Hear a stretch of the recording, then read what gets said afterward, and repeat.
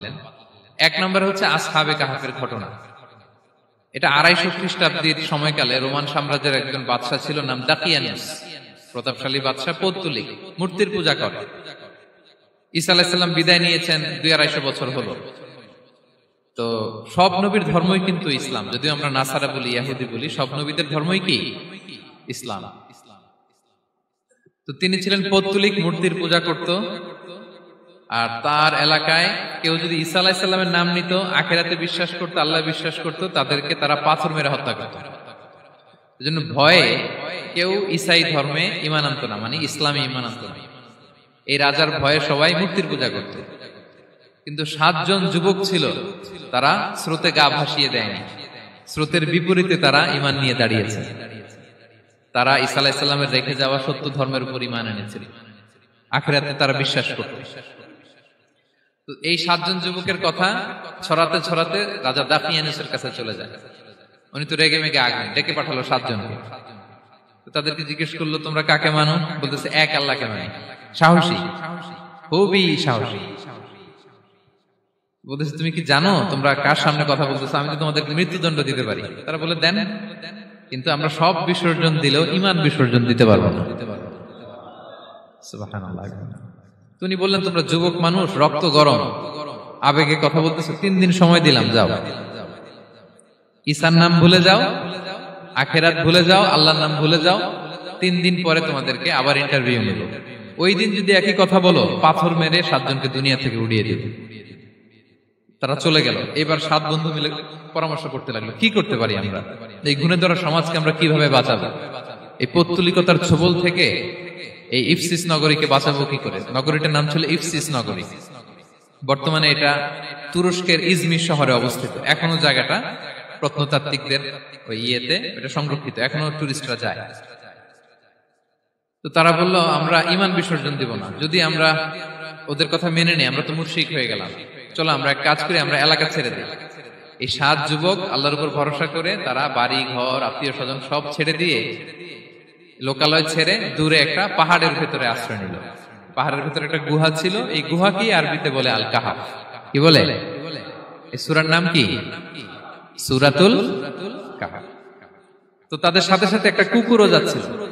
তারা বারবার তাড়িয়ে দেওয়ার চেষ্টা করতেছিল কুকুরটাকে, যাতে না যায়, কিন্তু কুকুর শুধু কান্না করে তাদের সাথে যাওয়ার জন্য, ঘেউ ঘেউ করতেছিল। এই কুকুরটাকেও সাথে নিল। ভালো মানুষদের সাথে থাকলে কি হয় দেখেন, এই কুকুরের কথা, যেহেতু 7 জন ইমানদারের সাথে একটা কুকুর ছিল, এই কুকুরের কথা আল্লাহ সূরাতুল কাহাফে উল্লেখ করে দিয়েছে।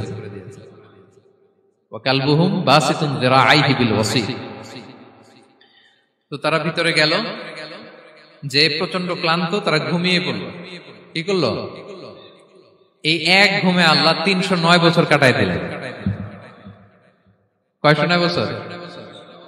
9 বছর ঘুম, সব ঘুম, প্রচন্ড ঘুম, ঘুম যেন আর কাটে না। 309 বছর পরে এরা জাগলো। এখন খুব ক্ষুধা, ঘুমে আর মোর ভাঙতেছে। আর একজন জিজ্ঞেস করতেছে, কি লম্বা সময় ঘুম দিলাম বোধহয় আমরা? একজন বলতেছে, হ্যাঁ, মনে সারাদিনই ঘুমাইছি আমরা। আরেকজন বলতেছে, না না, সারাদিন না, দিনের কিছু অংশ হয়তো ঘুমাইছি। আসলে কয় বছর ঘুমাইছে? 309 বছর। তো এদিকে সভ্যতার তো চেঞ্জ। এখানে ওই দাকিয়ানুস মরে, এর ছেলে মরে, এর নাতি মরে, পুতি মরে, এখন 6ষ্ঠ নম্বর রাজা আসছে। প্রজন্মের পর প্রজন্ম তো শেষ। 309 বছরে কমপক্ষে 4-5টা জেনারেশন চেঞ্জ হবে। তো জেনারেশন চেঞ্জ হয়ে, এলাকা চেঞ্জ হয়ে, তারা যে স্বপ্ন দেখেছিল এই ইফসিস নগরীতে কালিমার পতাকা উঠবে, তাদের স্বপ্ন আল্লাহ বাস্তবায়ন করেছেন। 309 বছরের ব্যবধানে এই এলাকার সবাই মুসলিম হয়ে গেছে। আল্লাহ চাইছিলেন ওদেরকে দেখাবে এটা, যে স্বপ্নটা যে বাস্তবায়ন হয়েছে এটা দেখাবে। তো ঘুম থেকে উঠছে, একজনকে তারা বললো যে লুকায় লুকায় চাদর মুড়ি দিয়ে কিছু রুটি নিয়ে আসো বাজার থেকে, যাতে তোমাকে না চিনে। চাদর মুড়ি দিয়ে যাও। কিছু পয়সা ছিল, মুদ্রা দিয়ে দিছে। তো সে যে যখন দোকানদারের কাছ থেকে রুটি নিছে আর মুদ্রা দিছে, দোকানদার বলে, এই মুদ্রা কোত্থেকে আসলো? 309 বছর আগে মালয়েশিয়াতে রিঙ্গিট ছিল কিনা জানি না, যেভাবে ওরা ট্রানজাকশন করতে পারে, যেটা ছিল ওইটা যদি এখন কেউ দেয়, রাজধানী বিলাসে খাবার পাওয়া যাবে? হ্যাঁ। তো রুটিওয়ালা বলে, তুমি বর্তমান সময়ের মুদ্রা দাও, এটা দিচ্ছ কেন? বলতেছে, এটা তো বর্তমান সময়ের মুদ্রা। বলতেছে, এই যে মুদ্রার মধ্যে দেখো কোন সালের সিল দেওয়া, এটা তো শত শত বছর আগে। বলতেছে, কি বলে শত বছর আগে? আমি তো আজকে সকালেই বাজার করলাম। ওই বাজার করে যে টাকাগুলো ছিল ওইটাই তো পকেটে। বলে কি, নিশ্চয়ই তুমি গুপ্তধনের সন্ধান পেয়েছো, হিডেন ট্রেজার। বলো, মানে তার সাথে এদের কথাবার্তা কিছু মিলতেছে না। পরে তাকে ধরে ওই সময়কার রাজার কাছে নিয়ে গেছে। ওই রাজা আবার মুসলিম, সবাই মুসলিম তখন।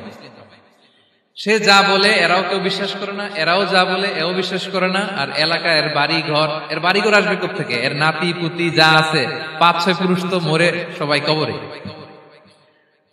তখন তার কথা শুনে সবাই অবাক। তো এটা মিলানোর জন্য তারা 309 বছর আগের দাকিয়ানুস বাদশার সরকারি যে নথিপত্র, ওই পুরাতন ছিঁড়া নথিপত্র তারা বের করলো। বের করে দেখে ঠিকই দাকিয়ানুস নামে এক বাদশা ছিল, আর অনেক শত শত বছর আগে মোস্ট ওয়ান্টেড 7 জন যুবক ছিল, যাদের ব্যাপারে এক্সিকিউশনের অর্ডার ছিল। এখন দেখে তারা অবাক। লম্বা ঘটনা আমি খুব শর্ট করে বলতেছি। পরে সবাই মিলে তাকে সহ ওই গুহায় গেল। গুহায় যাওয়ার পরে সে বাকিদেরকে ডাকতে গুহার ভিতরে ঢুকলো। আল্লাহ তাআলা 7 জনকে ওইখানে মৃত্যু দিয়ে দিলেন। চিরকালের জন্য এই 7 জন ঘুমায় পড়ল। আর এলাকাবাসী রাজা সহ ওইখানে তারা একটা মসজিদ নির্মাণ করলো। This is the story of আসহাবে কাহাফ।